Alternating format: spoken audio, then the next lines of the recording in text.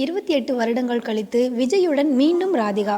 இளைய தளபதி விஜய் அவருடைய தந்தை எஸ்.ஏ. சந்திரசேகர் இயக்கிய ஒரு சில படங்களில் குழந்தை நட்சத்திரமாக நடிச்சிருந்தார்.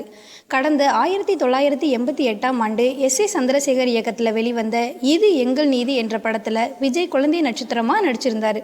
அந்த படத்தில் ராம்கி மற்றும் ராதிகாவும் நடிச்சிருந்தாங்க. இந்த நிலையில் சரியாக 28 வருடங்கள் கழித்து விஜய் நடிக்கும் தெறி படத்தில் ராதிகா நடிச்சிருக்காங்க. கால் நூற்றாண்டுக்கு பிறகு 2 நட்சத்திரங்களும் இணைந்து நடித்திருப்பது ஹாலிவுட்டில் எப்பொழுதாவது நடைபெறும் நிகழ்வு தானே.